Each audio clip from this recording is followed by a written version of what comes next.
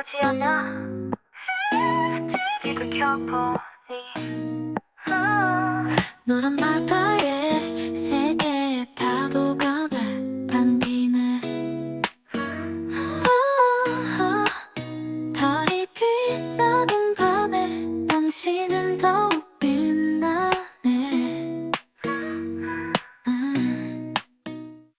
안녕하세요. 펄이 빛나는 밤 주펄입니다. 반갑습니다. 오늘은 2025년 4월 18일 밤 9시 16분입니다. 잘 지내셨는지요? 저는 오늘 저녁 먹고 산책하고 왔는데요. 이야, 이제 완전히 봄이 됐습니다. 날씨도 굉장히 따뜻하고요. 막 버스킹 공연도 있고, 슬슬 이제 좀 벌레도 나오는 것 같고, 이제 완전히 봄이 된 느낌입니다. 잘 못 지냈다고요? 내일부터 잘 지내면 되죠. 네, 오늘은 라디오 들으면서 좀 쉬시고 그러면 될 것 같습니다. 저는 오늘 저녁에 또 오랜만에 침착맨님 만나가지고 저기 김치찌개 먹고 계란말이에 저 양재천을 좀 걸었어요. 커피 한 잔씩 들고. 근데 참 좋더라고요. 사람도 많고 운동하는 사람도 많고 뭐 저기 자전거 타는 사람도 많고 강아지 산책시키는 사람도 많고 뭔가 여유가 있어서 참 좋은 느낌이었습니다.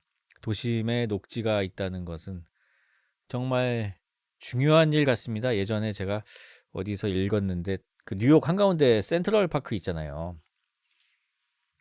근데 그런 도시 한복판에 그런 공원이 있는 게 뭐 낭비 아니냐 뭐 그런 얘기가 있었는데 옛날에 누가 그런 말을 그 센트럴 파크가 없으면은 도시 그만큼의 그 면적만큼의 정신병원이 필요할 거라고 그 정도로 어떤 공원이 주는 그런 평온함 그런 것들이 확실히 있는 것 같습니다. 자, 오늘도 2시간 동안 여러분들의 사연과 신청곡으로 진행을 해보도록 하겠습니다. 자, 오늘 첫 번째 사연은요. 굉장히 흥미로운 일종의 고민 사연인 것 같습니다. 안녕하세요. 결혼한 지 5개월 된 펄순이입니다. 유부남 펄님께 여쭤보고 싶은 게 있습니다. 저는 지금의 남편과 7년 연애하고 결혼을 했는데요. 연애할 때 연상답게 오빠미 넘치고 든든하고 의지하게 되는 오빠였는데 뭔가 결혼하자마자 초딩에서 중딩 남자애처럼 변해버렸습니다. 뭔가 아들을 키우는 것 같은 느낌이에요. 예를 들면 첫 번째, 자기가 옷을 아무 곳에나 벗어놓고 저한테 어디 있는지 아냐고 물어보기. 뭐 물론 제가 잘 찾긴 합니다. 저한테 물어보면 다 알아서 물어본대요. 이외에도 물건 챙길 때 꼭 뭘 빠뜨려서 제가 챙겨줘야 합니다. 자, 두 번째, 화장실 불 끄고 나오라고 하면 볼이 빵빵해져서 뾰루퉁해져서 끌어가기. 화장실 불을 못 끄는 병이 있나 봅니다. 자, 세 번째, 정수기 물 받을 때 그새를 못 참고 컵을 위아래로 흔들면서 물을 튀기면서 물 받기. 자, 네 번째, 같이 외출할 때 자기는 먼저 옷을 다 입고는 가방을 챙기는 제 옆에 와서 빨리 빨리 빨리 빨리 빨리 빨리 이를 미친 듯이 외치면서 정신 나가게 하기. 이러면 꼭 뭘 두고 오게 돼서 제가 이거 하지 말라고 엄중 경고를 했습니다. 자, 다섯 번째, 굳이 내 앞에 와서 방구 끼기. 여섯 번째, 굳이 내 앞에 와서 야추 말리기. 눈앞에서 현란하게 덜렁이며 물기를 털어냅니다. 지금 생각나는 건 이 정도입니다. 원래 남친에서 남편이 되면 이런가요? 원래도 애교가 좀 있긴 했는데 애교를 넘어서 약간 애 같은 느낌? 의외의 곳에서 손이 많이 가네요. 물론 이 남자의 또 다른 매력으로 생각하고 긍정적으로 즐기고 있으며 너무 사랑합니다. 신청곡은 문주란의 남자는 여자를 귀찮게 해입니다. 대학생 때 침착맨이 방송에서 부른 거 듣고 웃겼는데 제 일이 될 줄 몰랐네요. 추신, 남편이 강동원과 침착맨과 주펄님을 싫어해요. 제가 좋아해서요. 아이씨. 감사합니다. 땡큐라는 사연이었습니다. 그렇군요. 옷을 이렇게 뭐 아무데나 벗어놓는 습관이나 뭐 화장실 불을 끄지 않는 습관 뭐 이런 거는요. 고칠 수가 없습니다. 단호하게 말씀드린다면 고칠 수가 없어요. 그냥 그런 뭐 세살 버릇 여름 간다고 그거는 어쩔 수가 없습니다. 그냥 이해하셔야 됩니다. 그냥 이 사람 내가 도와줘야겠구나라는 그런 부처님 같은 마음으로 도와주시면 감사하겠고요. 뭐 방구를 낀다거나 이렇게 뭐 흔드는 거는요. 일종의 뭐 구애 표현으로 봐야 하지 않을까. 그리고 같이 외출할 때 먼저 옷 다 입고 재촉하기. 이거는 참 남자들이 그렇습니다. 저도 그런데요. 굉장히 뭐 준비할 게 별로 없어요. 외출할 때. 뭐 바지 입고 티셔츠 입으면 끝이에요. 끝났어요. 그래 여자하고 좀 다르죠. 네, 그래가지고 저도 처음에는 이제 왜 저렇게 오래 걸리지 싶었는데 그래도 이제 재촉을 하지는 않습니다. 저 같은 경우는 말씀해주신 것처럼 재촉하면은 뭔가를 꼭 놓치게 되고 재촉을 안 해도 놓치는데 재촉하면 또 얼마나 힘들겠습니까? 아무튼 뭐 신혼 5개월이니까 모든 게 귀여워 보이지 않을까. 아무튼 문주란의 남자는 여자를 귀찮게 듣도록 하겠습니다. 문주란의 남자는 여자를 귀찮게 해 였습니다. 1989년 곡이었습니다. 자, 남자는 여자를 귀찮게 해. 근데 말이죠. 전혀 안 귀찮게 하잖아요? 그럼 또 그것대로 문제가 된다는 것을 명심하십시오. 자, 이제 다음 사연 읽어드리겠습니다. 다음 사연은 망한 사랑 사연입니다. 안녕하세요, 주펄. 저는 유럽 어딘가에 거주하고 있는 펄순이입니다. 제가 재학 중인 학교에서는 학생들이 졸업을 할 때마다 파티를 개최합니다. 이날은 저와 같은 교수님 제자의 졸업 파티가 있었습니다. 저는 스몰 토크 지옥에 빠져 있다가 낯이 익은 실루엣이 눈에 띄어 다가갔습니다. 그는 예전에 다른 파티에서 알게 되었던 호민이었습니다. 그는 이 학교 학생이 아니라 예상치 못한 만남에 짧게 인사만 나눴습니다. 파티는 계속되었고 어느덧 새벽 2시가 훌쩍 넘어 갈 사람은 가고 남은 사람들은 남고 모두 취하고 하이한 상태였습니다. 저는 혼자 앉아있다가 사람들 사이를 빠져나오는 호민이와 눈이 마주쳤고 그렇게 저희는 가까이 앉아 대화를 나누기 시작했습니다. 그는 짧은 머리에 키가 크고 니트 안쪽으로 넥타이를 맨 파티에 어울리지 않는 깔끔한 차림이었습니다. 그와 이야기를 나누며 저는 오랜만에 누군가를 향한 강한 끌림을 느꼈습니다. 사랑에 빠지는 순간이었습니다. 우리는 집이 아주 가까워 함께 집 방향으로 걸어가다 헤어졌습니다. 그런데 집에 도착해서 무언가 오늘이 이렇게 끝나지 않을 것 같다는 강한 직감이 들었습니다. 아니나 다를까 그에게서 연락이 왔고 지금 너와 다시 만나서 이야기를 나누고 싶다고 했습니다. 새벽 4시 술 한잔 없이 물만 마시며 대화를 했습니다. 그는 소파에 앉아 있었고 저는 그를 마주보고 바퀴가 달린 의자에 앉아 있었습니다. 갑자기 그가 제 의자를 자기 쪽으로 잡아당겼습니다. 정말 자칫하면 금방이라도 키가를 할 것 같은 키스를 갈길 것 같은 아슬아슬한 순간이었습니다. 그러나 그의 손을 잡고 이제는 정말 집에 가야겠다고 I think you're really cute 라고 덧붙인 뒤 돌아갔습니다. 저는 그날 이후 그에게 직진했습니다. 우리는 매일 연락을 주고받았고 커피도 마셨습니다. 그런데 뭔가 이상했습니다. 그가 저를 좋아하는 것은 확실한 것 같은데 먼저 만나자는 말은 절대 하지 않는 것입니다. 그렇게 2주 정도 지났을까요? 그가 미안해로 시작하는 장문의 문자를 보내왔습니다. 파티날 밤 자기가 이미 말을 한 줄 알았는데 너무 취해서 착각을 했던 것 같다. 사실 자기는 여자친구가 있다. 대충 이런 내용이었습니다. 이제야 모든 상황에 앞뒤가 들어맞았습니다.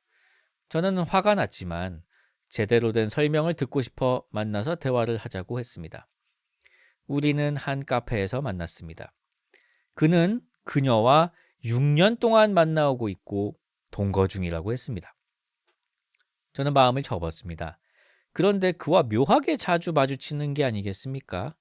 그리고 집까지 같이 걸어가고 또 키가를 할 뻔한 순간들이 반복되고 하지만 절대 그런 일은 없었습니다. 그러다 어느 날 밤 띠링 핸드폰이 울렸습니다. I broke up with my girlfriend. 그가 여자친구와 헤어졌다는 간결한 문자였습니다. 그렇게 저희는 몇 주간 아주 행복하게 매일 데이트를 했습니다.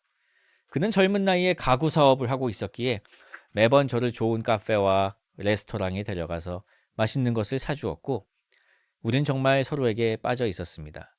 그는 전 애인에게도 이사를 가달라고 부탁했고 그 전까지는 1층과 2층에서 각자 지내기로 했다고 했습니다. 그리고 그런 그는 제 옆에 누워있네요 라고 할 수 있다면 해피엔딩이었을까요? 종종 호민이로부터 그 전 여자친구가 많이 화가 났고 슬퍼하고 그것을 주체하지 못해 자해를 하고 술을 먹고 들어와 자는 호민이를 깨워 마구 때리려 했다는 충격적인 이야기까지 들었습니다. 그녀는 저에게도 연락을 해서 자기는 성병 검사를 받아야 하니 너가 언제 호민이와 아이고 밤을 보냈는지 알려달라며 말도 안 되는 부탁도 했습니다. 저는 그녀에게 미안하긴 했지만 미안해서 그를 포기할 정도로 착한 사람은 아니었습니다. 하지만 그녀의 그런 반복되는 히스테리에 결국 호민이가 먼저 항복했고 저에게 더 이상 만나기 힘들 것 같다고 했습니다. 저와 계속 만나는 것이 그녀에게 얼마나 큰 상처가 되는지 깨달았다며 너를 정말 좋아하지만 그녀와의 관계를 잘 마무리하고 자신도 혼자 생각할 시간이 필요하다고 했습니다. 저희는 이후 대화로 좋게 끝냈지만 저는 3일 후 갑자기 화가 나 그와 그녀 모두를 차단했습니다. 그래도 그와 마치 웹툰 맛보기 3화 정도로 끝나 미련이 남네요. 신청곡은 그웬 스테파니의 럭셔리어스입니다. 그가 주최한 파티에서 택시를 타고 함께 빠져나오던 밤 수업이 끝나고 미슐랭 레스토랑에서 먹었던 저녁 부유한 사랑 느낌이 드는 곡입니다. 전주가 익숙하시다면 비기의 곡을 샘플링해서 그렇습니다. 자, 출신 주디는 저 호민이와 같은 상황이었으면 전 연인 때문에 새로운 사랑을 포기하실 것 같나요? 라는 사연이었습니다. 어우, 이건 너무 망한 사랑이네요. 이거 참 다들 지금 채팅창에 다들 다이나믹하게 산다고. 전 여자친구가 굉장히 또 좀 화가 좀 많이 나셨나 보군요. 아이고 참 곤란하셨겠습니다. 이게 그러니까 어쨌든 그 여기 이 이야기에 나오는 남자 입장에서는 환승을 했는데 이게 스무스하게 갈아타신 게 아니구나, 그죠? 굉장히 뭔가 불타는 열차에서 이렇게 뛰어가지고 액션 영화에 나오는 것처럼 그런 식의 환승을 했나 보군요. 좀 그러다 보면은 이렇게 사달이 날 수밖에 없겠죠. 노래 듣겠습니다. 고생 많이 하셨습니다. 저는 이 같은 상황이면 어떻게 하겠냐고요? 저는 이런 상황이 없었는데요. 있었으면 좋겠다. 도파민 좀 나왔으면 좋겠다. 그웬 스테파니의 럭셔리우스였습니다. 노래가 참 좋네요. 자, 다음 사연 읽어드리겠습니다. 다음 사연은 열정 사연입니다. 안녕하세요, 주펄님. 일을 하면서도 취미를 하면서도 늘 펄밤 라디오를 듣는 펄청자입니다. 저의 사연은 열정 사연이자 추억이며 유종의 미입니다. 주펄님, 그리고 펄떡이 분들은 바이오니클이라는 장난감을 아시나요? 만약 모르시더라도 그 시절 마트를 다니다가 한 번쯤은 보셨을 거라 생각합니다. 팬으로서 소개를 잠깐 하자면 2001년부터 2010년까지 출시했던 레고사의 인기 시리즈입니다. 기존의 레고와는 다른 이질적인 부품들로 로봇을 만들다 보니 어른이 레고 팬들에게는 찬밥 신세였지만 그 바이오니클 시리즈만 좋아하던 두터운 팬들이 많아서 애니메이션 뺨치는 힘준 광고와 만화책도 나오고 영화로도 나오고 그냥 장난감 시리즈지만 어른에게도 어필할 수 있는 딥 다크하고 넓은 세계관, 일본의 로봇물과는 사뭇 다른 서양식 로봇의 매력적인 디자인 등 레고사의 밥줄이 되었던 인기 장수 시리즈입니다. 당시 로봇을 좋아하던 여느 남자아이들처럼 저도 마트에서 보고 어머니를 졸라 하나 가지게 되었습니다. 이후 이 바이오니클에 홀딱 반해서 부모님을 졸라 더 구매하려 했지만 부모님의 무시무시한 등짝 스파이크를 내줄 수는 없었습니다. 그래서 어렸을 때는 생일이나 크리스마스에 선물로 받거나 명절 용돈을 모아서 사고 생전 처음 중고로도 구매를 해보고 친구랑 교환도 하는 등 여러 방법으로 모았습니다. 하지만 친구들은 중학생, 고등학생이 되며 그 나이대가 그렇듯 애니, 게임, 공부, 연애 등 관심사가 바뀌어서 이런 장난감을 더 이상 모으지 않고 버리기 시작하였습니다. 저는 친구들이 부러웠습니다. 장난감에서 관심사가 바뀌는 게 남자아이에서 남성으로 성장하는 것 같았습니다. 하지만 저는 애니도 게임도 취미가 아니었고 공부도 그닥이었기에 고등학교 친구들이 어린 시절 추억의 장난감이라며 추억 토크를 할 때에도 겉으로는 기억난다며 없는 것처럼 말했지만 이 바이오니클 시리즈를 계속 모았습니다. 그렇다 보니 나는 성장을 하지 않는 걸까? 여기에 돈을 쓰는 게 맞는 걸까? 스스로 자책도 많이 했습니다. 그래도 열심히 모은 건 의무감도 아닌 정말 이 시리즈를 좋아하였기 때문이었습니다. 시리즈가 중단되고 나이를 먹어서는 어린 시절 구매하지 못한 한을 풀듯 중고로도 많이 구매했었네요. 하지만 이런 저도 군을 전역하고 취업을 하다 보니 뒤늦게 이 성장이란 걸 하게 된 것 같습니다. 어느 순간 장식장을 늘 차지하던 바이오니클은 박스에 넣어 창고에 들어간 지 오래되었습니다. 토이스토리의 앤디처럼 좋아하던 장난감이기에 창고에 넣어놨지만 정말로 마음이 식은 건지 중고 판매 가격이 어떤지 찾아보고 있네요. 하지만 이미 끝난 지 15년, 요즘 아이들은 바이오니클을 알지도 못하니 잘 팔리지도 않는 것 같습니다. 가끔씩 어머니의 친구 아들들이 놀러오면 꺼내서 놀라고 줘도 아이들은 잠깐의 관심만 있지 결국 스마트폰과 플레이스테이션을 더 재밌어 했습니다. 허공을 바라보는 먼지 낀 바이오니클이 쓸쓸해 보여서 안쓰럽기까지 했습니다. 찾아보니 2015년에 리부트로 발매했다가 바로 다음 연도에 인기가 없어서 중단을 하기도 했네요. 조립식 장난감이 요즘 아이들에게는 잘 먹히지 않나 봅니다. 글을 쓰다 보니 마음 먹은 건데요. 그냥 판매도 하지 않고 창고에 계속 두기로 했습니다. 가끔씩 생각나면 꺼내 보아야겠네요. 여러분은 아직 보관 중인 추억의 물건이 있으신가요? 저는 그 시절 열정이자 오래된 친구 바이오니클 함께 해주어서 너무 고마웠다. 나는 새로운 요즘 레고를 사러 가야 하겠구나. 감사합니다. 신청곡은 2007년 바이오니클 광고에 쓰였던 노래 Creeping in My Soul 오리지널 버전입니다. 바이오니클 본 것 같습니다. 레고 코너, 뭐 토이저러스 같은 데 가면 레고 코너에서 이거 되게 멋있다. 근데 뭔가 레고 같지 않다라고 생각했던 그 닌자고라는 것도 있잖아요. 그런 비슷한 걸로. 약간 뭐 그런 시리즈가 항상 이렇게 있었던 걸로 기억하는데 아무튼 기억이 나는 것 같고요. 이렇게 뭔가 추억이 어린 장난감 버리지 마세요. 팔지도 마시고 진짜 갖고 있다가 보면은 뭔가 그 시절로 돌아간 것 같은 느낌도 나고 하나 정도는 뭐 여러 개 있으시겠지만 저는 어렸을 때 그런 것들을 지금까지 갖고 있지 않은 게 아유 뭐 언제 갖고 놀겠어 하면서 버린 게 항상 후회가 되거든요. 그래서 하나 가지고 있으면 좋을 것 같습니다. 이거 그리고 너무 궁금하니까요. 컬렉션 한번 저 대인구 카페에 취미 게시판에 한번 올려주시면은 다 같이 보면서 한번 보고 싶습니다. 한번 부탁드리겠습니다. 신청곡 틀어드리겠습니다. 자, 바이오니클에 쓰인 음악 크로쉘의 Creeping in My Soul 이었습니다. 아니 뭔가 노래가 좀 귀에 익은 느낌이에요. 그 데어데블 OST에 예전에 있었던 그 에반 에센스의 Bring Me to Life 그 노래하고 상당히 뭔가 분위기나 이런 게 구성이 흡사하다는 느낌이 드는군요. 잘 들었습니다. 자, 다음 사연 읽어드리겠습니다. 망한 사랑입니다. 안녕하세요. 최근 알고리즘의 선택을 받아 망한 사랑을 정주행하면서 웃고 공감도 하던 펄떡이입니다. 정주행하다 보니 저의 추억도 떠오르더군요. 20살 대학 여름방학 첫 아르바이트로 영화관 아르바이트로 시작했습니다. 일은 재미있었습니다. 사람들도 좋고 무대 인사 오는 배우분들과 만나 이야기도 조금 나누고 첫 알바치고 굉장히 재미있는 경험이었죠.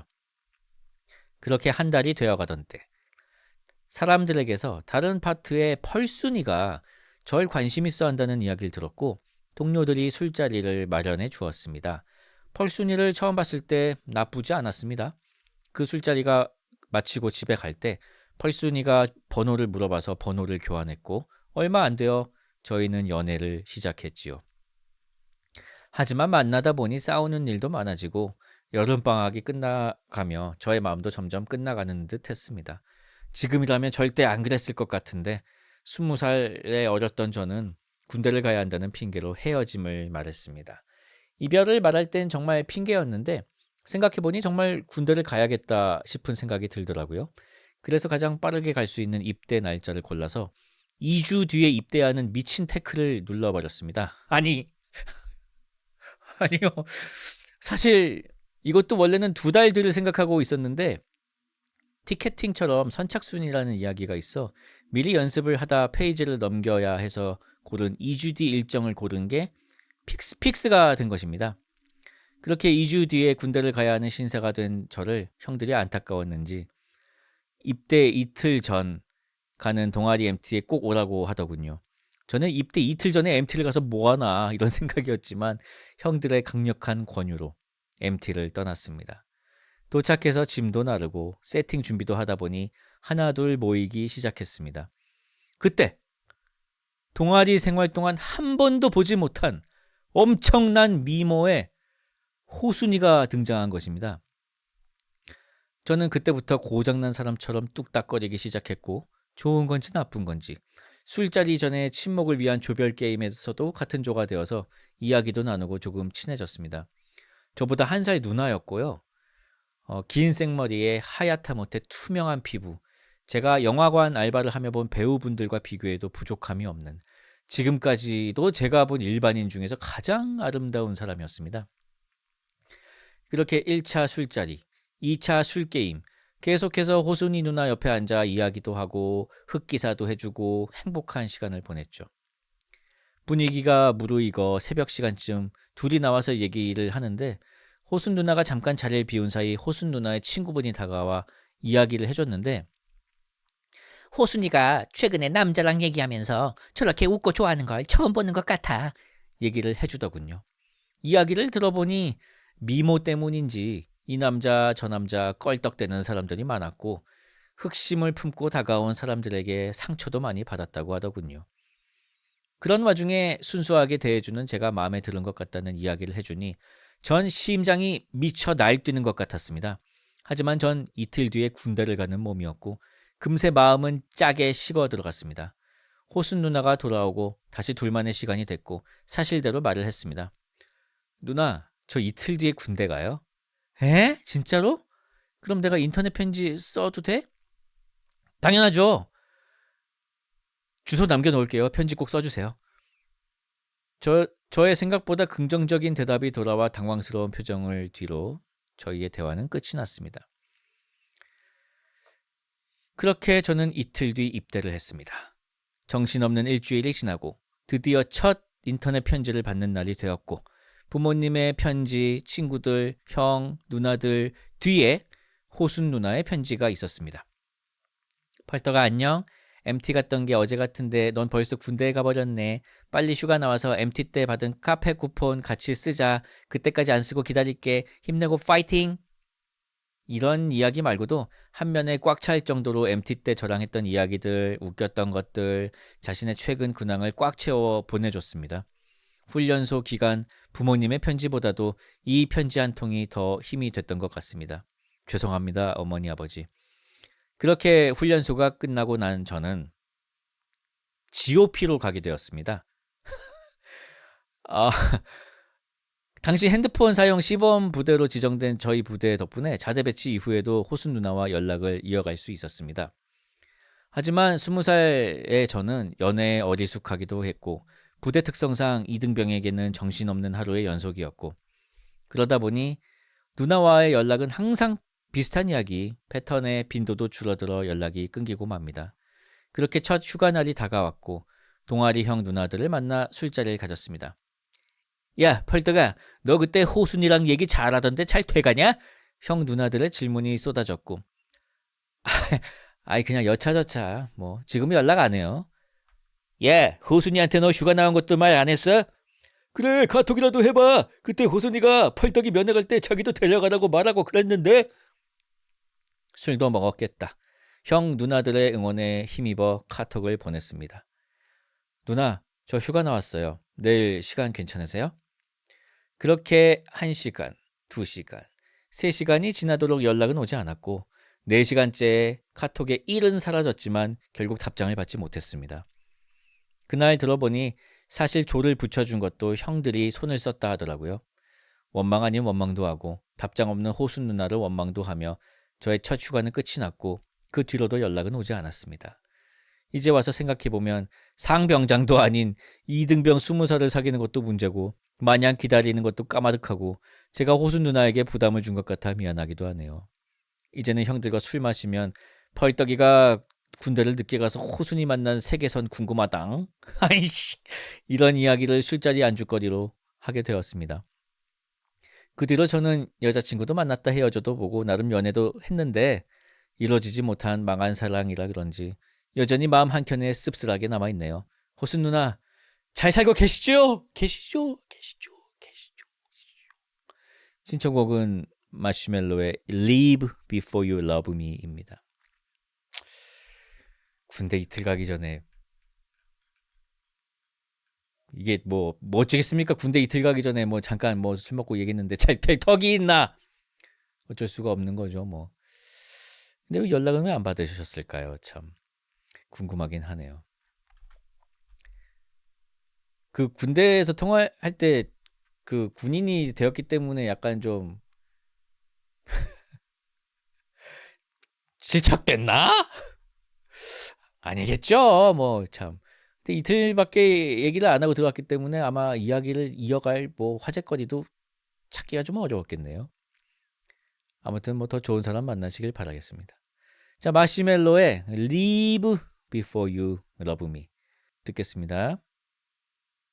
마시멜로와 조나스 브라더스의 Leave Before You Love Me였습니다. 노래가 굉장히 상큼하고 참 좋네요.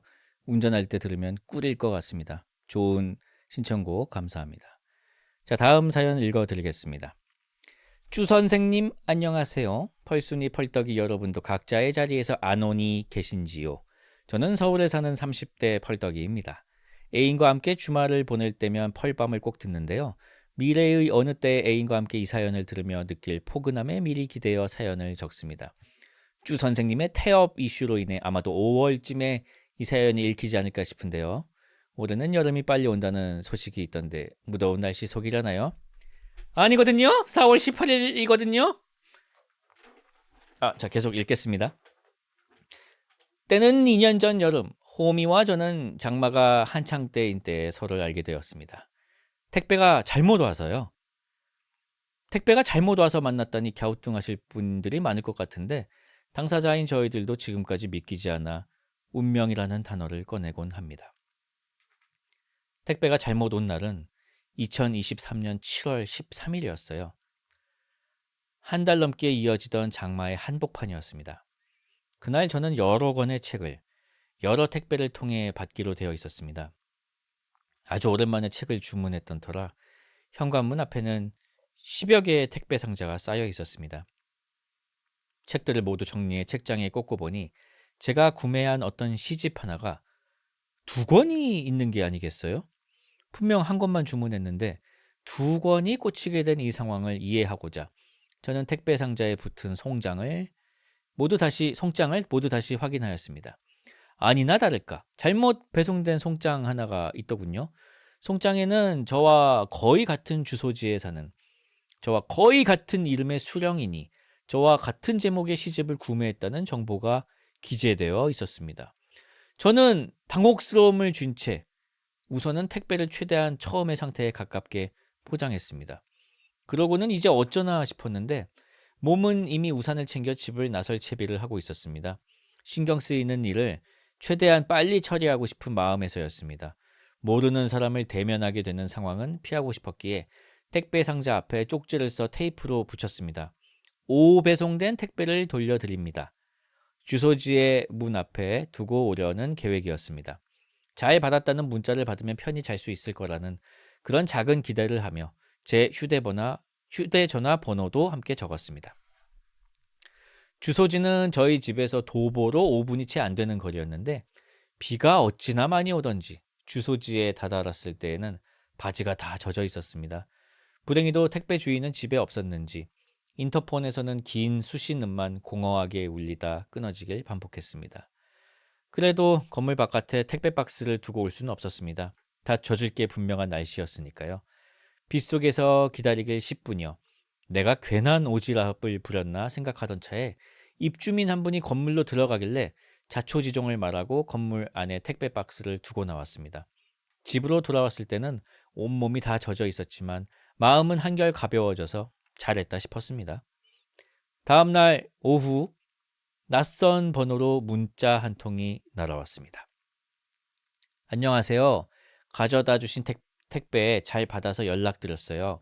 안 그래도 택배가 도착을 안 해서 찾던 중에 덕분에 마음을 놓을 수 있었어요. 비 오는 날 번거로우셨을 텐데 너무너무 감사해요. 그럼 행복한 하루 보내시길 바래요. 안 그래도 신경이 쓰였었는데 택배가 주인을 잘 찾아갔다 싶어 마음이 놓였습니다. 저는 메시지에 하트를 누르고 다시 제 일을 하기 시작했습니다. 그때만 해도 취업 준비를 하며 밀린 원고를 쓰느라 정신이 없던 때였거든요. 그렇게 며칠, 저는 망중한이 올 때마다 흐뭇한 표정으로 메시지를 되읽고 있는 저를 발견하게 되었습니다. 그리고 생각을 하면 할수록 너무 이상했습니다. 하필이면 같은 날, 하필이면 같은 시집이, 하필이면 저에게 잘못 온 이 일이 비현실적으로 여겨져 틈만 나면 친구들에게 연락해 야, 이런 일이 있었다. 너무 이상하다. 이야기를 전했습니다. 주변인들의 반응은 다양했지만 당사자에게 이 일을 전하고 싶다는 제 마음은 자꾸 커져만 갔습니다. 그 마음 사이로 왜인지 모를 설렘 같은 게 맴도는 것도 같았습니다. 그렇게 문자를 받은 지 열흘째 되던 날 새벽, 저는 용기를 내서 장문의 문자를 적기 시작했습니다. 이상한 사람처럼 보이고 싶지 않아서, 그리고 이런 식의 연락이 상대방에게 어떻게 느껴질지 몰라서 고민을 하며 최대한 조심스럽게 한자 밤을 새워 적고는 오전 10시쯤 문자를 보내고 바로 잠에 들었습니다. 문자가 길어 전문을 옮기진 못하고 일부만 가져오자면 이렇습니다. 안녕하세요. 5배송되었던 택배 놓고 갔던 사람이에요. 시간을 좀 돌아가서요. 저도 같은 날 같은 시집을 받기로 되어 있었거든요. 은연중에 너무 늦기 전에 이 일을 말할 수 있었으면 좋겠다 생각을 했던 것 같아요. 제가 이상하다고 여기는 이 일은 지금 이 문자를 읽으시는 분과 저에게 동시에 도착한 일인데 이걸 저 혼자 갖고 있는 게 어딘가 서운한 것도 같아서요. 그러니까 둘을 공동 수취인으로 하고 온 이야기를 저 혼자만 쥐고 있는 기분이라고 하면 맞을까요? 맥락을 조금 비약하자면 어떤 것이 잘못 온 동시에 맞게 온 거죠. 잘못 온 부분만 돌려드릴 것 같아 남은 걸 마저 돌려드립니다. 그리고 저는 이펄떡이라고 해요. 이렇게 인사를 보태도 되는지 모르겠네요. 오후 6시. 침대에서 정신이 들 무렵 문자 알림음이 들렸습니다. 마찬가지로 장문의 답장이 와 있었습니다. 일부만 옮기자면 이렇습니다. 어떻게 답장을 드려야 할까 고민하다가 이제야 문자를 드려요. 사실 저도 고백하고 싶은 이야기가 있어요. 제가 샤워 중이었을 때 초인종이 울려서 바로 나가보질 못했어요. 비는 미친 듯이 쏟아지는데 양손에 우산과 택배를 드신 채 기다리는 모습을 보고 조급해져서 최대한 빨리 내려갔는데도 결국 뵙질 못했어요.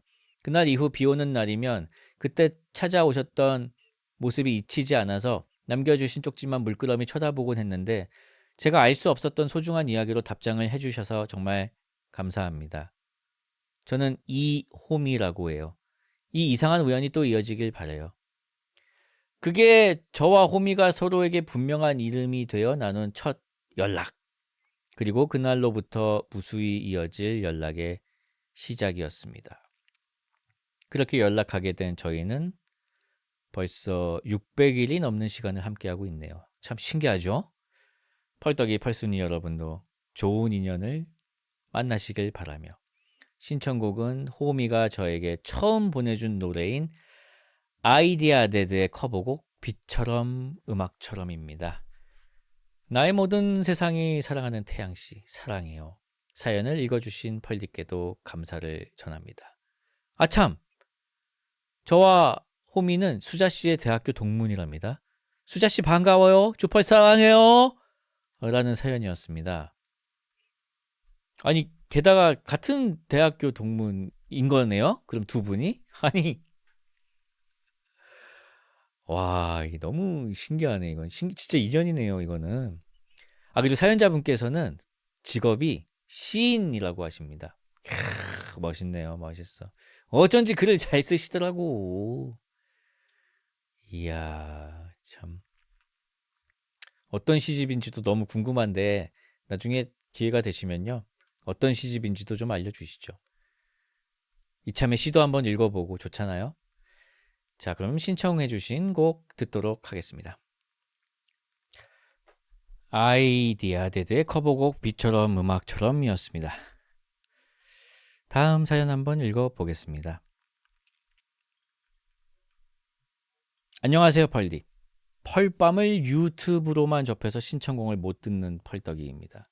매번 청자 역할만 하다 저도 작가적 욕구가 샘솟아서 20살 적에 겪은 민망한 사연을 하나 올려봅니다.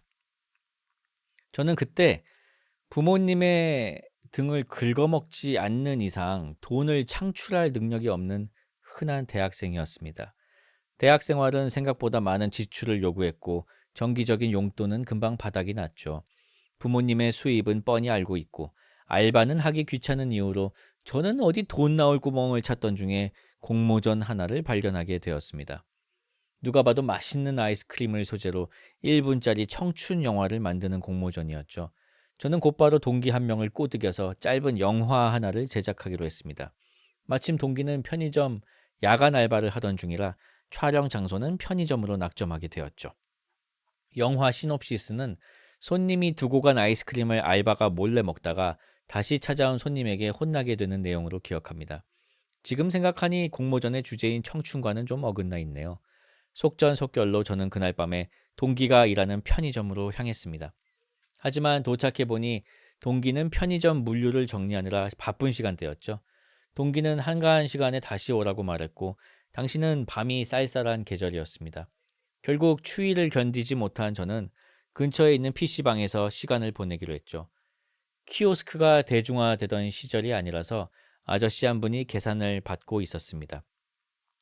저는 그때 생긴 걸로는 여전히 고등학생 같았고 어려 보이는 면상을 이용하여 다른 PC방에서 청소년 요금을 받은 터라 너무도 뻔뻔하게 아저씨에게 청소년 요금을 요구했습니다. 아저씨는 황당해하면서 지금 자정인데? 라 말씀하셨습니다. 아뿔싸. 날씨가 추워서 머리가 안 돌아간 탓일까요? 아니면 미성년자 행세를 하려다 정말 능지가 어려진 탓일까요? 아니면 근본적으로 선량하지 못했던 탓일까요? 저는 순간 당황한 나머지 사실 성인입니다. 라며 전혀 성인답지 않은 답을 아저씨께 전했습니다. 그렇게 저는 아저씨께 10분 동안 인생 훈계를 들었고요.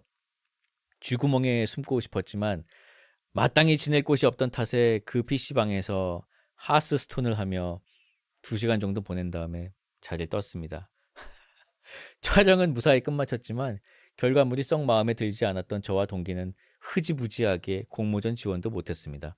지금 생각해보면 공모전의 주제인 청춘에 들어맞는 부끄러운 추억이네요. 그리고 아저씨의 훈계 덕에 현재 나름 정직하게 살고 있습니다. 신청곡은 박지훈의 성인식 부탁드립니다. 이 내용으로 찍었더라면 PC방에 가서 아, 사실 성인입니다. 이 내용으로 찍었다면 아이스크림을 먹으면서 그러면 합격인데 왜 이런 일을 겪고 이걸로 안 찍었죠? 이러면은 상 탔을 것 같은데. 그리고 어떤 미성년자가 하스스톤을 합니까? 진짜 와 진짜 나 하스스톤 하는 미성년자가 있다는 얘기 처음 들어봤네. 자, 박지훈의 성인식 듣겠습니다. 박지윤의 성인식이었습니다. 자, 다음 사연입니다. 펄하. 안녕하세요, 펄디. 망한 또는 안 망한 사랑 사연입니다. 사연 들어갑니다잉. 때는 바야흐로 6년 전. 저는 당시에 유행하던 FPS 게임에 푹 빠져 있었습니다. 4명이서 팀을 이루어서 디스코드를 통해 대화를 하면서 플레이를 할 수 있는 게임이라서 저는 항상 아는 지인들과 함께 재밌게 게임을 즐겼더랬습니다. 그러던 어느 날 직장 선배, 선배의 친구, 제 친구 이렇게 4명이서 처음으로 게임을 하게 되었습니다. 플레이 중에 디스코드를 통해서 들려오는 선배 친구분의 목소리가 참으로 감미롭고 좋았더랬습니다. 말투도 나긋나긋하고 나이가 3살이나 어린 저에게 꼬박꼬박 존댓말을 써주시는 것도 참 다정하게 느껴져서 거친 경상도 남자들 사이에도 이런 스윗남이 있다는 걸 신기해하면서 며칠을 그렇게 재밌게 게임을 했습니다. 처음에는 온라인에서만 만나서 게임을 하다가 이후에는 다 같이 PC방에서 만나 게임을 하기도 했는데요. 게임이 끝나면 같이 밥도 먹고 술도 마시면서 선배의 친구분과도 친분을 쌓게 되었습니다. 실제로 만나본 그분은 서글서글한 외모에 제법 유머러스한 저와 개그 코드가 잘 통하는 호감상의 오빠였습니다. 그래서였을까요? 급격하게 친해졌다고 생각한 저는 해서는 안 되는 실수를 해버렸습니다. 저는 그 당시에 쿨병, 쾌녀병에 걸려 있었습니다. 낯선 사람들과 모인 자리에서 나 쿨한 여자야, 나 이런 농담도 할 줄 아는 쾌녀야, 이런 정신병에 걸려서 각종 드립, 수위 높은 농담 등을 남발하는 아서플렉, 광대였습니다.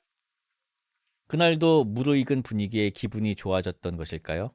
20대의 남녀가 모인 술자리에서 여지없이 야한 이야기가 화두로 떠올랐고 주책 맞은 제 주둥이는 며칠 전 커뮤니티 사이트를 돌아다니다가 접하게 된 야동의 내용에 대해서 나불거리고 말았습니다. 그 야동은 일본의 유명한 배우가 출연한 작품으로 100여 명의 지원자가 그 배우분과 술래잡기를 하고 술래인 배우가 잡히게 되면 벌칙을 받게 되는 뭐 그런 내용의 특이한 작품이어서 유머글로 채택되어 제 눈에 띄게 된 것이었고요. 별 희한한 작품이 다 있구나 하고 제 뇌리에 오래 박혀 있었던 듯합니다. 무릇 여자든 남자든 어느 정도의 신비주의가 있어야 이성에게 매력적임을 알기에 그 작품에 대한 이야기를 입 밖으로 뱉어버린 직후 저는 속으로 아씨 이 얘기는 하지 말걸, 이놈의 주댕이가 또 방정이네 하면서 쏟아진 말을 주워 담지 못하고 후회의 눈물을 흘리고 있었습니다. 그런데 그 순간 맞은편에 앉아있던 그 오빠가 갑자기 저를 보더니 혹시 그거 AAA-111? 하고 갑자기 무슨 가전제품 모델 번호 같은 문자를 외치는 게 아니겠습니까? 아이 그렇습니다. 그건 바로 방금 제가 주책맞게 주절거린 그 야동의 품번이었습니다. 저는 그 순간 머리를 띵 맞은 기분이 들었습니다. 그 수많은 작품 중에서 하필 제가 며칠 전에 커뮤니티 사이트에서 유머글로 접한 그 작품의 품번을 이 오빠가 외우고 있다는 게 말이 되지 않는 상황이었습니다.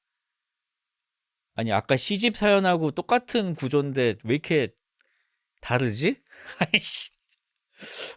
아니 계속 읽겠습니다. 아니 보통 이런 경우 이 사람 야동을 대체 얼마나 좋아하는 거야? 라고 생각하기 마련이겠지만 저는 그 순간 운명을 느꼈습니다. 엄청난 변태로구나. 나 이 사람과 결혼을 해야겠다. 그렇게 결심했습니다. 아니 그도 그럴 게 아무리 야동을 좋아하는 사람이라 하더라도 특정 작품의 품번을 외우고 있었다는 것. 그게 하필 제가 며칠 전 처음 접한 작품이라는 게 저는 운명의 영역이라고 생각했습니다. 야동으로 운명이라니. 그때는 그렇게 느꼈습니다. 네, 그렇습니다. 그랬던 오빠가 지금은 제 옆에 누워있네요. 엔딩입니다. 그 후로 그 오빠도 저와 비정상적으로 잘 맞는 것에 어떠한 운명을 느꼈던 건지 저희는 5년간의 연애를 끝으로 작년 이맘때쯤 결혼을 했고요. 돌아오는 3월 31일이 저희의 결혼 1주년 기념일입니다. 7년 가까이 만나오면서 그동안 큰 싸움 한 번 없었고 꽤 자주 동시에 같은 말을 해서 서로를 놀라게 하는 사이좋은 부부가 되었습니다. 그럴 때면 연애는 서로 맞춰가기보단 잘 맞는 사람을 만나는 게 맞다는 어른들의 이야기를 떠올리며 신랑에게 한 번 더 감사하는 마음을 갖고는 합니다. 아무튼 처음 시작은 망한 줄 알았지만 결국에는 안 망한 연애 사연이었습니다. 참고로 연애 중에 신랑의 노트북을 볼 기회가 있었는데요. 신랑이 숨겨둔 작품들의 양과 스펙트럼에 한 번 더 놀라며 다시 한번 휴지끈이 긴 이 남자와 결혼해야겠다고 마음먹었던 기억이 있네요. 날씨가 참 따뜻해졌습니다. 다가오는 봄날에도 펄떡이분들 모두 다 행복한 연애 하시길 바라겠습니다. 그럼 이만 비타오스라는 사연이었습니다. 정말 훌륭한 사연이었습니다.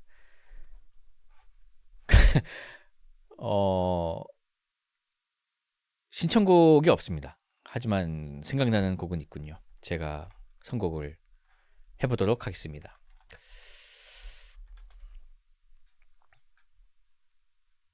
조용필의 못 찾겠다 꾀꼬리였습니다. 1999년에 나온 조용필 4집에 실린 곡입니다. 자, 다음 사연 읽어드리도록 하겠습니다. 어디 봅시다. 1982년입니다. 정정하겠습니다. 죄송합니다. 자, 이불킥 사연입니다. 안녕하세요, 벌디. 일하면서 아주 잘 듣고 있습니다. 그러던 중 제 이야기도 한번 올려볼까 하여 부족한 글솜씨이지만 한번 올려봅니다. 지금으로부터 약 9년 전 어느 날 제 친구 펄떡이가 저에게 제안을 해왔습니다. 그것은 바로 펄떡이의 친한 직장 선배가 곧 결혼을 하는데 그 결혼식에서 축가를 해줄 수 있냐는 것이었습니다.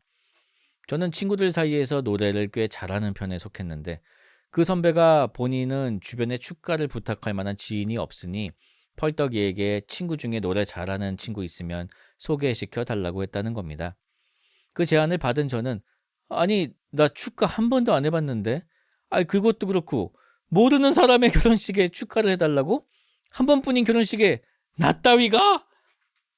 하는 걱정이 들었지만 한편으로는 제 노래 실력을 인정받은 것 같다는 생각과 무엇보다 축가를 불러주면 20만 원이라는 거금을 준다고 하기에 냉큼 승낙하게 되었습니다. 제안을 승낙한 이후 저는 매일 퇴근 후 최소 1시간은 혼자서 코인 노래방을 조지며 축가로 하기로 한 노래를 연습하기 시작했습니다. 그렇게 시간은 지나 그 대망의 결혼식 전날이 되었습니다. 당시 거제도에서 회사 생활을 하던 저는 다음 날의 결혼식을 위해 펄떡이네 집에서 하룻밤 자기 위해 결혼식이 있던 천안으로 갔고 그 소식을 들으신 그 선배님께서는 본인 결혼식의 축가를 위해 멀리서부터 와줘서 너무 고맙다며 저녁을 사주겠다고 하셨습니다. 그렇게 얻어먹게 된 저녁의 메뉴는 무려 소고기. 당시 저에게 소고기란 반기에 한번 먹을까 말까 한 고급 메뉴였기에 그날 처음 배웠던 그 선배님은 그날부터 제가 모시는 큰 형님이 되셨고 그날 밤 저는 다음날의 행사에 반드시 완벽한 축가로 이 은혜를 갚아야겠다는 비장한 각오를 하게 됩니다. 저녁 식사를 마치고 헤어질 때 제 손에 돈 봉투를 쥐어주며 따뜻한 미소와 함께 내일 잘 부탁해요 라며 말씀하시던 형님. 저는 즉시 펄떡이와 함께 노래방으로 가서 또다시 연습을 하게 되었습니다. 그리고 다음날 아침 식장으로 향하는 호미니 차 안에서 그 노래를 한 번 더 불러보는데 어머나! 목소리가 아예 안 나오는 겁니다. 그도 그럴 것이 어제 노래방에서 연습할 때 노래의 고음 부분 음처리가 미흡한 것 같아 계속 악을 질러대며 3시간가량을 질러댔으니 그럴 만도 했습니다. 노래방에서의 저는 큰형님에게 반드시 은혜를 갚아야 한다는 생각과 완벽한 노래로 기대에 부응하겠다는 각오가 결합되어 다음날 이런 사달이 날 거라는 전혀 예상치 못한 채 미친 듯이 연습에 몰두했었던 것입니다. 완전히 가버린 목 상태에 정말 미쳐버릴 것 같았지만 어제 소고기도 얻어먹고 돈도 미리 받은 상황에서 이제 와서 못하겠다고 할 수도 없었기에 축가 때까지 계속 물을 마시며 목 상태가 돌아오기만을 기도했습니다. 축가 시간은 다가왔고 떨리는 마음으로 단상에 올랐습니다. 1절은 어찌저찌 잘 넘긴 것 같은데 2절부터는 첫 음부터 잘못 잡아서 당황한 나머지 음정박자 다 놓치고 그 문제의 고음 부분에서는 시원한 삑사리까지 정말 엉망진창이었습니다. 중간에 마이크를 집어던지고 도망치고 싶었지만 어제 두 손을 꼭 잡으며 밝게 웃어주시던 형님이 떠올라 그럴 수는 없었습니다.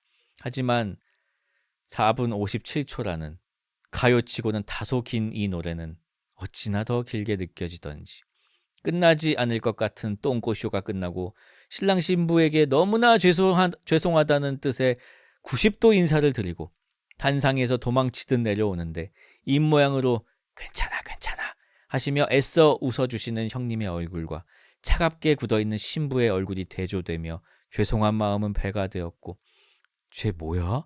웅성웅성 하는 듯한 하객들의 웅성거리는 소리까지 정말 정신이 나갈 것 같았습니다. 그래서 내려오자마자 펄떡이에게 야 빨리 나가자. 나 쪽팔려서 뒤질 것 같아 라고 했더니 돌아오는 답변은 병신아 그러게 내가 어째 적당히 하라고 했잖아. 근데 여기 뷔페 맛있어서 먹고 가야 됨. 그래서 꾸역꾸역 밥까지 먹고 나오긴 했습니다. 혹시나 형님께서 이 사연을 듣고 계신다면 다시 한번 죄송하다는 말씀을 전하고 싶습니다. 신청곡은 당시 축가였던 한동근의 그대라는 사치입니다. 지금 돌이켜보면 제 노래 실력에 비해 너무 어려운 노래를 선택했던 것 같아 더욱 부끄럽네요. 부디 나처럼 살지 마시오. 이상으로 제 이불킥 사연을 마치겠습니다. 주펄 화이팅. 괜찮아요. 뭐 그럴 수도 있죠. 아무도 신경 안 썼을 거예요. 노래 듣겠습니다. 아니 노래가 너무 어렵잖아요. 어떻게 이걸 선곡했어요? 이거는 선곡부터가 미스인데요? 아니 이거는요. 노래를 진짜 준엔 잘하는 사람도 소화할 수 있을까 말까 한 거의 그런 느낌인데요. 아무튼 고생 많으셨습니다. 고생하셨어요. 자, 다음 사연 읽어드리겠습니다. 제게는 사소한 고민이 있습니다. 아니, 사소하지 않을지도 모릅니다. 그렇네요. 이건 중대 사안입니다. 펄디와 펄떡 펄순이 분들, 제 고민의 진상을 밝혀주세요. 저는 먹는 것을 정말 좋아합니다. 며칠 전에는 불쑥 찾아온 꽃샘추위에 뜨끈한 바지락 칼국수로 몸을 녹였고 더 이전에는 산뜻하면서도 매콤한 꼬막 비빔밥으로 입맛을 돋궜습니다. 불규칙하게 뽑힌 쫄깃한 수타 면발을 한 입 가득 넣고 해산물로 우려낸 시원 칼칼한 국물을 후루룩 마시면 입안 가득 퍼지는 뜨끈한 감칠맛 그리고 입 한켠에서 느껴지는 으드득 또 통통한 꼬막과 매콤달콤 양념으로 비빈 비빔밥을 한 입 가득 떠넣고 씹노라면 어김없이 찾아오는 입 한켠에서 느껴지는 으드득 눈치채셨나요? 그렇습니다. 바로 모래입니다. 저는 어패류가 포함된 식사를 할 때면 거의 언제나 모래를 씹습니다. 한 번도 어긋난 적이 없습니다. 매 식사당 한두 번씩 모래가 살갑게 저를 반기더군요. 정말 맛있게 만족도 100%의 식사를 하더라도 그 한두 번 모래 씹는 감촉에 만족도가 90% 정도로 떨어지고 말아요. 어머니가 해주신 음식이든 식당에서 먹는 음식이든 모래를 씹습니다. 해당 부분을 뱉어내고 먹을래도 솔직히 식사 중에 보기도 좀 그렇고 처리하기도 귀찮고 요새는 그냥 모래까지 씹어 삼켜버리는 지경에 이르렀습니다. 그래서 고민이 뭐냐? 이게 저만 이런 건지 궁금합니다. 유독 저에게만 모래가 딸려와서 식사당 한두 번씩 씹는 건지 아니면 다들 똑같이 식사당 한두 번쯤 모래 씹는데 그냥 넘기는 건지 이제는 알아야겠습니다. 펄떡펄수님들은 어떤 것 같으신가요? 펄디는 평소에 어떠신가요? 꼬막 비빔밥, 바지락 칼국수 등을 드실 때 한두 번씩은 모래를 씹으시나요? 라는 사연이었습니다. 이빨이 깨진 거 아니냐는 지금 채팅창의 의견이 이빨이 조금씩 마모돼서 이빨을 드시고 계신 게 아니냐는 의견이 있는데요. 그런가? 그러면은 모든 음식에서 나와야 되는데 저도 뭐 밥을 먹을 때도 씹어본 적도 있고 뭐 가끔은 있지만 이렇게 자주 씹는 경험은 없었던 것 같습니다. 전생에 모래무지가 아니셨을지요?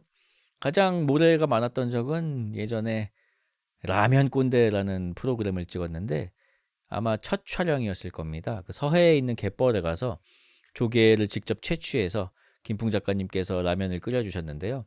해감이 잘 안 돼가지고 국물에 그냥 모래가 이렇게 한두 알이 있는 게 아니고요. 그 옛날에 보면은 그 강가에서 사금 채취하시는 분 보신 적 있어요? 이렇게 세수대야 같은 걸로 이렇게 물에다 모래를 담아가지고 이렇게 하면은 금이 이렇게 남아요. 아니 나는 그 사금 채취한 줄 알았어요. 라면 그릇에다가. 그런 정도의 모래는 이제 먹어본 적이 있죠. 자, 신청곡은 UV의 조개구이입니다. 듣도록 하겠습니다. UV의 조개구이였습니다. 제가 요즘에 UV 분들이 그 채널이 있어요. UV 방이라고 어떤 상황극 꽁트를 하면서 이제 녹음실에서 벌어지는 에피소드가 주된 내용인데요. 제가 정말 좋아하는 채널인데 최근에 바비킴 님이 나오셨는데 진짜 배꼽 빠집니다. 이제 꼭 보세요. 바비킴 편은 진짜 너무 웃깁니다. 다른 것도 다 재밌지만 강력 추천을 드리는 바입니다. 자, 다음 사연 읽어드리겠습니다. 괴인 사연입니다. 안녕하세요. 오랜 기간 혼자 빡빡이 성님을 흠모해온 30대 펄떡이입니다. 아마도 상남자 사연이지만 괴인 사연에 가깝겠군요. 글을 쓰기 시작한 지금은 3월 23일 밤 9시쯤이고요. 라이브로 일어나고 있는 생생한 이야기입니다. 잠시 과거 이야기를 하자면 전 20대 중반의 비염으로 알러지 검사를 했었습니다. 알러지 시약 반응 검사를 할 때 옆에 할머님께서 아유 무슨 청각이 나보다 많어 하시곤 웃으시는데 저 젊은 놈도 저 정도인데 80 넘은 내가 이 정도면 나이스구나 하는 느낌으로 귀엽게 말씀하시더군요. 그 팔에 30가지 정도의 시약으로 테스트를 해서 반응 시 붉게 올라옵니다. 의사 선생님도 이렇게 반응이 많이 나온 분은 처음 본다며 그러면서 계란, 새우 등도 반응이 있는데 평소에 별탈 없이 잘 먹었으면 괜찮다고 하셔서 그냥 원래 살던 대로 살았습니다. 저는 쭈들갑을 떨지 않는 상남자이기 때문입니다. 그런데 나이가 들면서 점점 몸에 반응이 나오더라고요. 복숭아나 자두를 먹으면 입안에 작은 생채기가 살짝 부어오르고 견과류를 먹으면 기도인지 식도인지 칼칼한 정도? 아주 미미한 정도로 붓더라고요. 그래서 별로 신경 안 쓰고 살았습니다. 그냥 뭐 살짝 느낌이 오면 아 맞다 헤헤 나 알러지 있지 하는 정도의 초상남자의 삶을 살았죠. 이게 초상칠 남자가 될 수 있다는 걸 모르고 말입죠. 이 또한 상남자의 길이 아니겠습니까? 사건은 몇 시간 전에 일어나게 됩니다. 최근 건강과 못난 몸이 보기 싫어서 운동을 시작했습니다. 오늘은 너무나도 화창한 일요일이지만 연락은 물론 만나는 여성 한 분 없는 집돌이라서 심신의 안정을 위해 젤다의 전설 야생의 숨결을 무한으로 즐기고 있었더랬죠. 평소 같았으면 방구석 페인 마냥 해질 때까지 게임하다가 배달 하나 시켜 먹고 이게 남자의 주말이지 흐흐 했겠지만 전 달라지기로 다짐한 초상남자라 룰루랄라 헬스장으로 향했습니다. 소녀스러운 웨이트로 반전 매력을 마음껏 발산한 후 유산소를 하다가 아우 준내 재미없어 안해!를 가슴으로 외치며 헬스장을 나왔습니다. 마침 집에 있던 프로틴이 다 떨어져서 편의점 프로틴을 마셔보자 하고 1층 편의점으로 향했습니다. 2+1 제품이 보여서 하나가 공짜? 이걸 어떻게 참지? 하고 바로 3개를 집어들었습니다. 이제부터 초상남자 아니면 초상남자가 아니고 초상치를 남자의 길을 걷게 됩니다. 바로 원샷 때려주고 집으로 향했습니다. 콧물이 살짝 나오길래 원래 비염이 있었고 이맘때쯤이면 비염으로 인해 코 찔찔이가 되었기에 그러려니 했습니다. 집에 도착하니 눈도 가렵더라고요. 꽃가루가 날리고 그러진 않았는데 하며 불길한 기운이 절 엄습해 왔습니다. 그 와중에도 바나나 하나를 입에 물고 닭가슴살을 전자레인지에 돌리면서 말이죠. 눈의 가려움은 점점 심해지고 콧물 또한 미친 듯이 흘러나왔습니다. 눈까지 시뻘겋게 부어오르기 시작했습니다. 빠르게 검색을 해보니 제가 알고 있던 기도 막힘과 함께 눈 부음 가려움 증상이 있다는 글이 마치 저를 설명해 놓은 것 같더군요. 상남자 특! 이래도 병원 안 감. 무서워서 안 가는 거 아님? 암튼 아님? 그 죽을 병도 아닌데 병원을 왜 가냐를 실천해 오던 초상남자인지라 집에 있던 알러지성 비염약 하나 꿀꺽하고 괜찮아지겠지 뭐 했는데 맙소사 초 단위로 증상이 심해졌습니다. 친구들에게 제 사진을 보내며 야 이거 알러지 같은데 병원 가야 되냐? 라고 보내니 답신이 야 그냥 뒤져! 라며 역시나 상남자의 방식으로 걱정해 주더군요. 그러다 띵띵 부은 두 눈에서 눈물이 주르르 흐르기 시작했습니다. 전 여러 증거들이 증명하듯 초상남자이기 때문에 눈물이 흐르는 순간 이거 그냥 넘길 문제가 아니라는 것을 직감했습니다. 이 내가 눈물을 흘려? 놀란 마음에 펄떡거리는 대흉근, 아니 대흉지방을 진정시키며 바로 깨깨우 택시를 불렀습죠. 아마 이때부터 코 안쪽 기도가 부어서 숨이 쉬어지지 않았던 것 같습니다. 예, 그렇습니다. 제가 먹은 것은 견과류 맛 프로틴이었습니다. 앞서 언급한 것처럼 견과류를 먹으면 목이 칼칼한 아주 경미한 반응이 있었기에 저는 견과류도 딱히 조심하지 않았고 하루 견과 같은 것도 잘만 먹었거든요. 그것이 상남자이기에. 곧 택시가 도착하여 응급실로 향했습니다. 추운 겨울이 지나 녹아내리는 고드름처럼 주룩주룩 흘러내리는 콧물, 따뜻한 봄, 처마 끝에서 또로록 떨어지는 봄비 같은 눈물을 닦아내며 말이죠. 멈추지 않는 콧물과 눈물을 훔치는 저의 모습과 입으로 호흡을 하는 거친 숨소리가 마치 오래전 자신의 탈모를 인정하고 머리를 밀어버리겠다고 다짐한 어느 웹툰 작가의 모습이 아니었을까 싶습니다.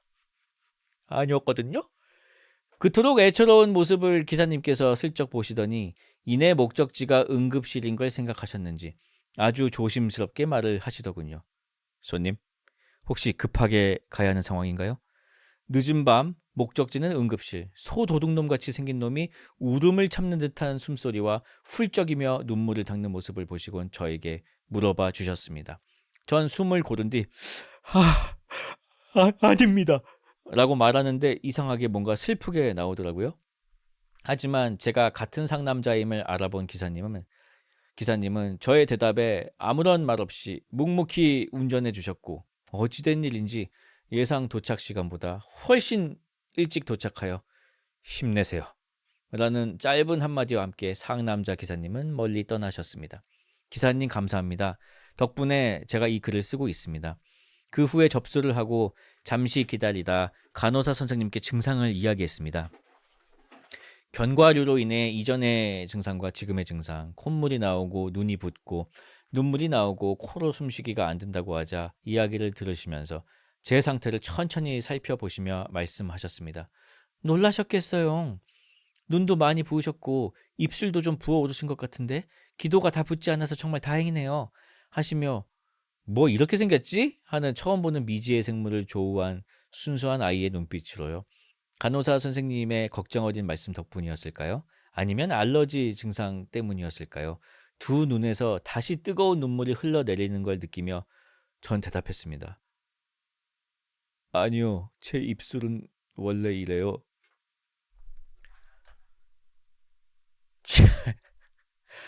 신청곡은 버스커의 그대 입술이 부탁드리겠습니다. 추신.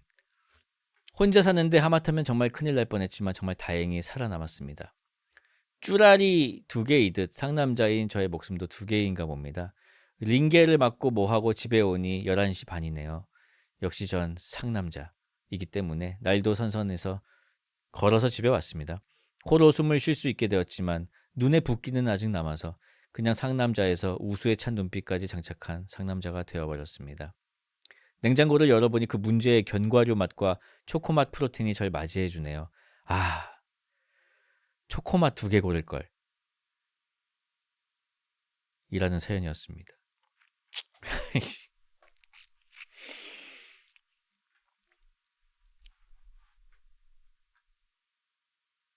신청곡은 버스커의 그대 입술이. 다행입니다, 진짜. 이 알러지가요. 저도 뭐 살짝 있는데요. 저는 그 짧은 털 알러지라는 게 있어요. 진짜로 있습니다. 검사 받고 나온 거였거든요.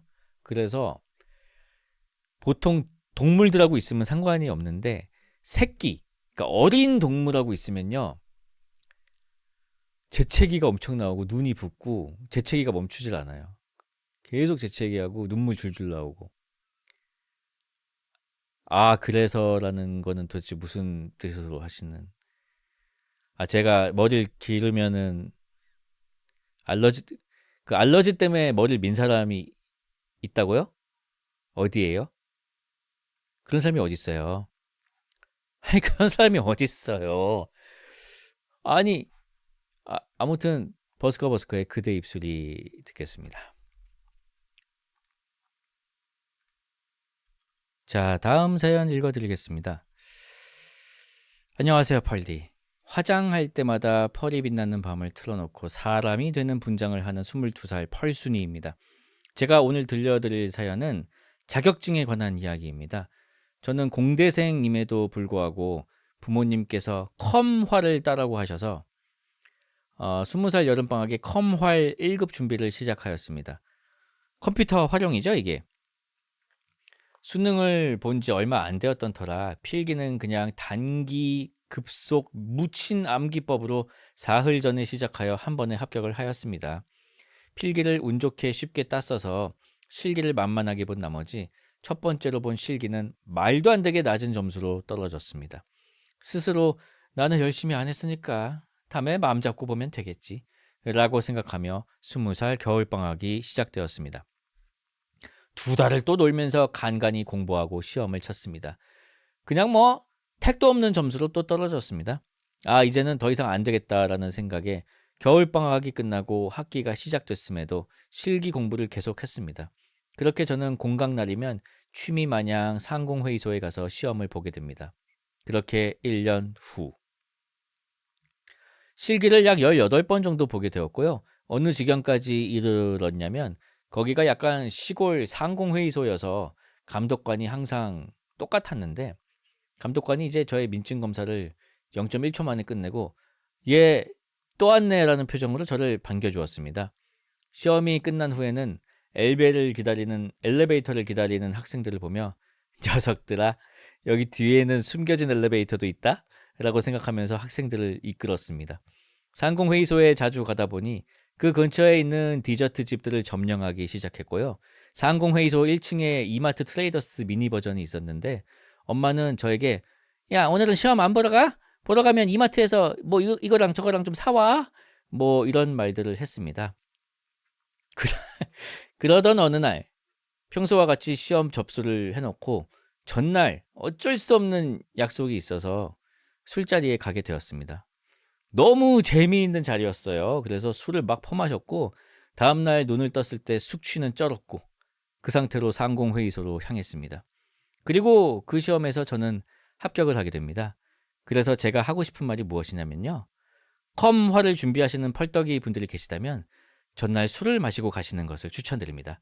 숙취가 있다면 더더욱 좋아요. 신청곡은 패닉 앳 더 디스코의 빅토리오스입니다. LG 트윈스 홍창기 선수 등장곡인데 컴활 보러 갈 때 많이 들었습니다. 사실 기아 타이거즈 화이팅! 감사합니다. 라는 사연이었습니다. 아직도 술이 안 깼어. 그죠? 아무튼 축하드리고요. 패닉 앳 더 디스코의 빅토리오스 듣겠습니다. 패닉 앳 더 디스코의 빅토리어스였습니다. 굉장히 신나는 곡이군요. 뭔가 힘이 막 나는 것 같습니다. 자, 컴퓨터 활용 자격증이 엑셀이에요, 엑셀? 엑셀로 못하는 게 없더라고요. 보니까 막 그림도 그리던데요, 고인물들은. 엑셀이 참 잘 만든 프로그램인 것 같습니다. 저도 예전에 자격증 시험을 보던 기억이 나네요.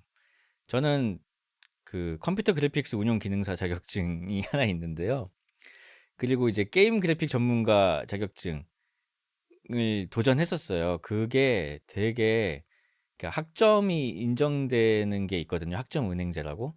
근데 컴퓨터 그래픽스 운용 기능사를 따면은 정확히 기억이 안 나는데 그때 그것도 학점이 인정이 됐고 그 게임 그래픽 전문가 자격증은 무려 24학점을 인정해주는 자격증이었어요. 아, 12학점이었나? 24학점이었나? 아, 하여튼 엄청난 거야. 24학점이면 거의 한 학기 아님? 그래가지고 그거를 준비를 했었는데 뭐 필기는 잘 붙었는데 그 실기가 그림을 그리는 건데 어떤 일러스트가 나오고 그걸 3시간인가 4시간 동안 똑같이 그리는 게 그 시험이에요. 근데 되게 그 게임 일러스트스러운 게 나와요. 뭐 그런 거 있잖아요. 무슨 막 게임 포스터 같은 거. 야, 근데 그걸 2번을 떨어졌어. 그림을 못 그려가지고. 아우, 내 그것만 합격했으면은 내가 그 학점은행 그거 다 채워가지고 내가 그 전문학사 나왔을 텐데. 아직도 그거 못 채워가지고 지금 아직도 살아있던데요. 근데 얼마 전에 학점은행 사이트 들어가니까 아, 근데 그거 채워야 되는데 어떻게 채우지? 너무 늦었나? 아, 술을 먹고 가라고 하셨네요. 오늘 사연자분께서. 다음에는 제가 술을 먹고 한번 도전해 보겠습니다. 이제는 노인대학 가야 된다고요? 그 정도는 아니야, 아직. 자, 그러면 다음 사연 또 읽어보도록 하겠습니다. 안녕하세요, 펄디. 여러분은 그런 경험이 있으신지요? 어떤 사람을 보고 이 사람 뭐지? 하고 궁금해지는 순간이요. 상상하게 하는 그런 사람이요. 아는 것이라고는 얼굴과 이름 정도밖에 없는데 제 앞에 앉아서 수업을 듣던 그 사람이 집에 가서 계속 생각이 나는 거예요. 저는 그분을 저번 학기 수업 때 알게 됐습니다. 수업이 몇 개 겹치기도 했고요. 교수님이 학생들과 대화하시는 걸 좋아해서 같이 수업을 듣는 분들 이름과 얼굴을 대략 알 수 있었어요. 저번 학기에는 그저 영어를 좀 잘하시는 분, 수업 시간에 딱 맞춰서 들어오는 분, 뭐 그 정도로 생각하고 있었어요. 한 번은 시험을 볼 때 가로로 긴 테이블에 같이 앉은 적이 있습니다. 제가 맨 왼쪽에 앉아 있었고 그분이 맨 오른쪽에 앉으셨어요. 그 테이블 기준 오른쪽으로 가야 강의실을 나갈 수 있어서 제가 먼저 시험이 끝나면 불편할 텐데 왜 여기 앉았을까 생각할 정도로 별 생각이 없던 분이었어요. 근데 왜일까요? 그냥 이번 학기에 개강하고 내 앞에 앉아 있었던 것뿐인데 뭘까요? 제가 원래 그런 성격이 아닌데 이상하게 그분 등짝만 보고 그분인가? 계속 궁금했어요. 집에 가서는 인사 좀 할 걸. 저번 학기에 같이 수업 들었던 것 같다고 할 걸. 이라며 후회가 되더라고요. 그래서 말을 걸어봐야겠다고 생각했어요. 인사라도 해봐야겠다고 생각했는데 쉽지가 않더라고요. 보통 그분은 친구분과 같이 있는데 제가 그분한테만 말을 걸면 좀 이상하지 않겠어요? 그리고 그분 입장에서 잘 모르는 사람이 갑자기 말 걸면 이상할 것 같은 거예요. 제가 그분을 알 듯 제가 그분을 아는 것처럼 그분도 제 얼굴 정도는 알 수도 있지만 혹시 아닐 수도 있잖아요. 유튜브랑 구글에 얼굴만 아는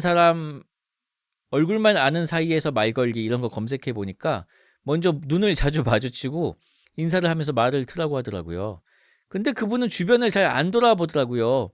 주변에 별 관심이 없는 사람인지 아니면 이미 여자친구가 있으신 건지. 그리고 수업이 끝나면 말벌 아저씨처럼 나갑니다. 내일은 말을 걸어봐야지. 내일은! 이렇게 속으로 생각하지만 막상 그분을 보면 아무것도 못하고 애만 태우고 있네요. 임금님기는 당나귀기 소리칠 데가 없어서 이렇게 사연을 남겨요. 친구들한테 말해봤자 설레발만 쳐댈 거고 그럼 괜히 마음만 선덕선덕 거릴 것 같아서요. 펄떡씨, 제가 관심이 있어요. 저랑 미키 17 보러 갈래요? 펄디, 펄청자님들, 어떻게 말을 걸어야 그쪽에서 덜 부담스러울까요? 신청곡은 10cm의 그라데이션입니다. 그리고 여기에 추가로 글이 붙었어요. 4월 15일 오늘 초콜릿과 쪽지를 줬습니다. 어떻게 됐어요? 그 다음에 어떻게 됐어요? 3일 전인데? 이거 후기가 잠깐만 혹시 검색을 잠깐 하겠습니다. 잠깐만 기다려주세요. 혹시 이후에 또 쓴 게 있는지 잠깐만.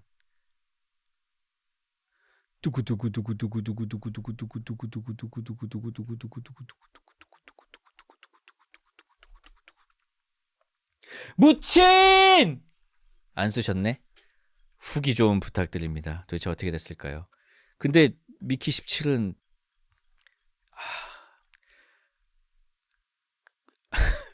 미키 17은 좋은 영화죠. 예. 신청해 주신 곡을 듣도록 하겠습니다. 미키 17에 대한 감상평은 제 유튜브에 있습니다. 한번 보시는 것도 좋겠습니다. 신청해 주신 10cm의 그라데이션 듣도록 하겠습니다.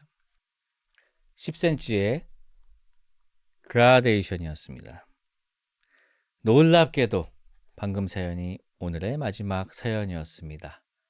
3월 25일자 사연이었고요.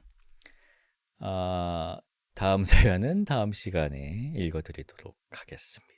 2시간이 훌쩍 지나갔지요? 자, 좋은 주말 되시고요. 저는 이만 가보도록 하겠습니다.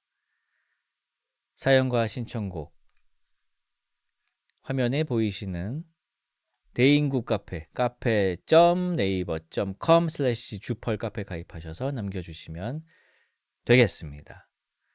그러면 좋은 밤 되시길.